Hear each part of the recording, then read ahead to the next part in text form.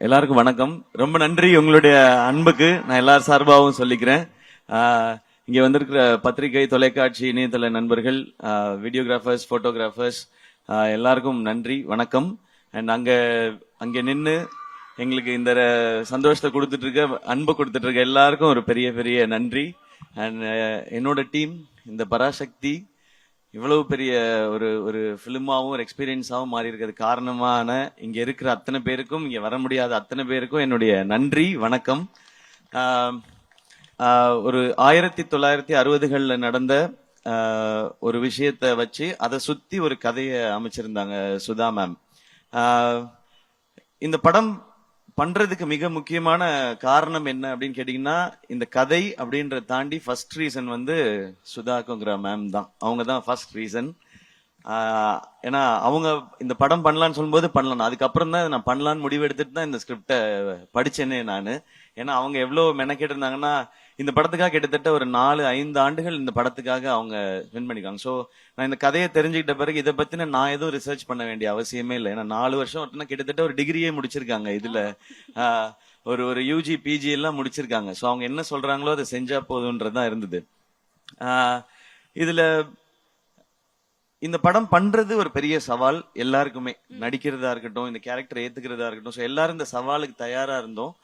மேம்க்குமே இது ரொம்ப சேலஞ்சிங்கான ஒரு விஷயமா தான் எடுத்து பண்ணியிருக்காங்க. பட் இந்த மாதிரி சவால்களை தலைவர் சொல்ற மாதிரி சோதனையை சந்திச்சா தாயா சாதனை அப்படின்ற மாதிரி இந்த படம் அப்படி ஒரு சாதனையா தான் இருக்கும்னு நான் நம்புறேன். ஏன்னா அவ்வளவு விஷயங்களை கடந்து வந்திருக்கோம். அண்ட் தேங்க்யூ ஆகாஷ் ப்ரோ, இந்த படத்தோட ப்ரொடியூசர் நீங்க, இந்த படத்தை நீங்க சிரத்தை எடுத்து பண்ணதுக்கு. அண்ட் அதை தாண்டி படங்கள் நிறைய பண்ணிட்டே இருக்கோம். ஒரு படம் எடுக்கிறது மட்டும் இல்ல, அதை கொண்டு போய் மக்கள்கிட்ட சேர்க்கறது ரொம்ப முக்கியம். அது என்ன மாதிரி வகையில இந்த படத்தை புரிஞ்சுக்கிட்டு செய்யறதுன்னு ஒண்ணு இருக்குல்ல, அதுக்கு இந்த ஈவெண்ட்டும் ஒரு எக்ஸாம்பிள் நினைக்கிறேன். ஸோ உங்களுக்கும் உங்க டீமுக்கும் வாழ்த்துக்கள், நன்றி. அதுக்கப்புறம் நான் ஆக்சுவலா எல்லார பத்தியும் நான் ஆடியோ லான்ச்ல தான் பேசணும்னு வச்சிருந்தேன். ஏன்னா நிறைய இருக்கு, எனக்கு ஒவ்வொருத்தருக்கும் 10 நிமிஷம் இருக்கு. ஒரு எபிசோடா வச்சிருக்கேன். இங்க மத்தவங்க எல்லாம் பேசிட்டதுனால நான் ஒரு வரியாவது பேசணும் மேம். இல்லைன்னா யூடியூப்ல வந்து அழகாக பேசிய ஜெயம் ரவி, அதை கண்டுகொள்ளாத சிவகார்த்திகேயன் அப்படின்னு போடுவாங்க. அதனால நான் 2 வரியாவது பேசிடுறேன். அத்தர்வா ப்ரோ, இவருக்கு எனக்குமான ஈக்குவேஷன் வந்து சாப்பாடுல தான் எங்களுடைய கனெக்ஷனே.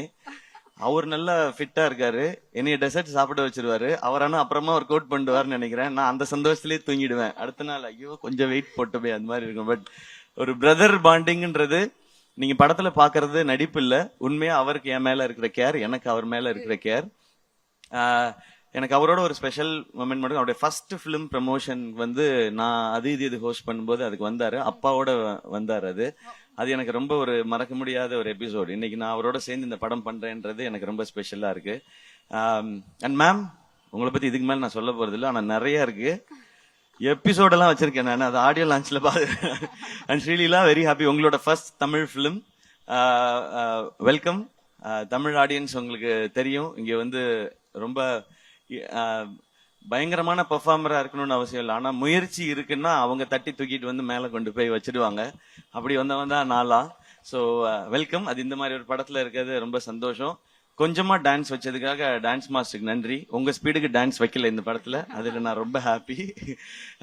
அண்ட் ரவி மோகன் சார், தேங்க்யூ, நீங்க இதை அக்செப்ட் பண்ணிக்கிட்டதுக்கு. இந்த ரோலை ஒரு ஹீரோ வந்து ஹீரோவா ஒரு கதை கேட்டு இந்த கதை ஓகே, இந்த கதை இல்லைன்றது டெசிஷன் எடுக்கிறது ரொம்ப ஈஸி. ஆனா ஹீரோவா சக்சஸ்ஃபுல்லா இவ்வளவு வருஷம் பண்ணதுக்கு அப்புறம் வில்லனா நடிக்கிறதுன்றது அது ரொம்ப ஒரு டஃப்பான ஒரு டெசிஷன். அது அப்ப அவரை எடுத்து ஓகே சொல்லும் போது நான் நினைச்சுக்கிட்டது அதுதான், நீங்க படத்துல தான் வில்லன், எனக்கு நான் காலேஜ்ல இருந்து பார்த்த ஹீரோ தான் நீங்க, அப்படிதான் என் செட்ல இருக்கணும், இந்த படத்துல இருக்கணும்ன்றதான் நான் நினைச்சது. அது எப்பவுமே அப்படிதான் நினைப்பேன் சார். அதனாலதான் நாங்க ரவி மோகன்றதான் ஃபர்ஸ்ட் நேம் இருக்கும். இங்க இருக்கிறதுலே சீனியர் எங்களுக்கு அவர் தான். நீங்க தான் பெரியவங்க நீங்க அப்படின்னு சொல்லிதான் நாங்க பண்ணுவோம். ஜிவி ப்ரோ, ஜிவியோட 100th பிலிம். நான் இப்பதான் சொல்லிட்டு இருந்தேன், அம்மா கேட்டாங்க, ஜிவி பிரகாஷ் 100 படம் பண்ணிருச்சுப்பா, சின்ன குழந்தையில இருந்து மியூசிக் போடுதோ அப்படின்னு இன்னைக்கு காலையில கேட்டாங்க. அந்த விகடன் இன்டர்வியூ பார்த்துட்டு, அம்மாமா அவர் சின்ன வயசுல இருந்து ஆரம்பிச்சாருமா, நான் குழந்தையா இருக்கும் போதுல மியூசிக் டைரக்டர் எல்லாம் 10 படம் 15 படம் எல்லாம் பண்ணலாமா, அதனால அவன் 100 படம் பண்ணிருச்சுப்பா, பெரிய விஷயம்னு சொல்லிட்டு இருந்தாங்க. உண்மையிலே பெரிய விஷயம் தான். 100 படம் பண்றது இல்ல, அதுக்குள்ள எல்லா ஜானரும் பண்ணிட்டாரு அவரு. சோ அவருக்கு இப்ப பாருங்களேன், பீரியட் பிலிம் பண்ணும் போதே ஏற்கனவே 1001 இருக்கு, ஒரு மதராசப்பட்டினம் இருக்கு, பராசக்தி இருக்குன்னு போது அதுக்குள்ள எப்படி வெரைட்டி கொடுக்கணும், இந்த சாங்ஸ்க்கும் பிஜிஎம்ஸ்க்கும் ரொம்ப ரொம்ப தேங்க்ஸ் ஜிவி. இன்னும் நிறைய இருக்கு உங்களை பத்தி பேச வேண்டியது. ஆடியோ லான்ச்ல வச்சுக்கிறேன் வாடி. அண்ட் எல்லா டெக்னீஷியன்ஸ்க்கும் ரொம்ப தேங்க்ஸ். ஏன்னா இது 25th ஃபிலிம், ரொம்ப ஸ்பெஷல். இது 25th ஃபிலிம் ஆனதுக்கு காரணமும் ஆகாஷ் தான். நான் இன்னொரு படம் பண்ணிட்டு இந்த படம் பண்ணலான் போது, ஆனா இது 25th ஃபிலிமா இருக்கணும் போது எனக்கு சொன்ன, இதை விட ஒரு ஸ்பெஷல் ஃபிலிம் 25th ஃபிலிம்க்கு கிடைக்குமான்னு தெரியல. இந்த ஸ்டோரி, இப்படி ஒரு டீம் அண்ட் இந்த டைட்டில். ஸோ இது வந்து அந்த பராசக்தியோட அருள் தான் நினைக்கிறேன் எனக்கு கிடைச்சிருக்குது. ஸோ இதெல்லாம் அமைஞ்சிருக்குன்றது. அண்ட் வேர்ல்ட் ஆஃப் பராசக்தி 1960களுக்கு உங்களை எடுத்துட்டு போய் ஒரு 2.5 மணி நேரம் கூட்டிட்டு போய் ஒரு 2.5 மணி நேரம் உங்களுக்கு அந்த எக்ஸ்பீரியன்ஸை காட்டுறதுக்கான முயற்சி தான் எல்லாருமே பண்ணியிருக்கோம். இந்த படம் ரொம்ப ரொம்ப முக்கியமான ஒரு பிரச்சனையை பேசும். ஆனா அது கூடவே காதல், பாசம், வீரம், புரட்சின்னு எல்லாமே பேசுற படமா இருக்கும். இந்த பொங்கலுக்கு பராசக்தி ஒரு நல்ல செலிப்ரேஷனா இருக்கும். எல்லாரும் தியேட்டர்ல பாருங்க. இந்த இடத்தையும் உங்களுக்கு ஃப்ரீ டைம் இருந்ததுன்னா வந்து எக்ஸ்பீரியன்ஸ் பண்ணுங்க. ஃப்ரீ டைம்ல கண்டிப்பா வரணும். அப்படி நான் சொல்லக்கூடாது இல்ல. ஏன்டா எங்களுக்கு எவ்வளவு வேலை இருக்கு, நீ என்னடா கண்டிப்பா வரணும்ன்ற அப்படின்னு கேட்பாங்க. உங்களுக்கு தெரியாது மேடையில பேசுறது எவ்வளவு கஷ்டம்னு. நாளைக்கு யோசிச்சு பேசிட்டு இருக்கோம். சோ ஃப்ரீ டைம் இருக்கும்போது வந்து பாருங்க. ஏன்னா வீக்கெண்ட் வந்துருச்சு இல்லையா? சோ எங்கேயாவது இது பக்கமா அப்படி போகும்போது வாங்க, ஓ இதெல்லாம் பண்ணிருக்கீங்களான்னு இருக்கும். எனக்கு அந்த செவர்லே கார் எல்லாம் பார்க்கும்போது அந்த மாதிரி ஒரு எக்ஸ்பீரியன்ஸ் தான் இருந்தது. நான் அதெல்லாம் கேள்விப்பட்டிருக்கேன், கேட்டிருக்கேன். அது நேர்ல பார்க்கும்போதோ அது அனுபவிக்கும் போதோ அது ஒரு புது ஃபீல் அது. அண்ட் இந்த இடத்துல இந்த ஈவென்ட் நடக்கிறது சூப்பர் ஸ்பெஷல் ஐகானிக்கான ஒரு பிளேஸ். ஆமா.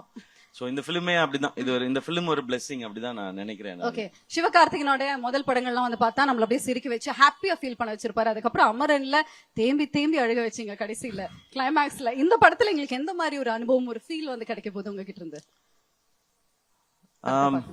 இன்ஸ்பைரிங் ஃபீல் கிடைக்கும். எல்லாருக்கும் ரொம்ப இன்ஸ்பைரிங்கா இருக்கும் இந்த படம் பார்க்கும்பொழுது. எஸ்பெஷலி இந்த படம் பராசக்தின்றது வந்து ஸ்டூடெண்ட்ஸோட பவர் என்னங்கறத பேசுறது தான் இந்த படம். அந்த பவரை நிச்சயமா படம் பார்க்கும்போது உணர்வாங்க. ஓகே, எஸ்கே வந்து கண்ட்ரோல் பண்ணி பேசிட்டு இருக்காரு. ஏன்னா மேம் கீழ இருந்து போதும் எஸ்கே நோ அப்படிங்கிற மாதிரி மேம் சொல்லிட்டாங்கன்னா அதை நான் செஞ்சுடுவேன். Okay okay, but I think we have to இப்படி எல்லாம் பண்ணாதீங்க மேம். அப்ப நீங்க சொன்னதெல்லாம் செய்யாத மாதிரி இருக்கு.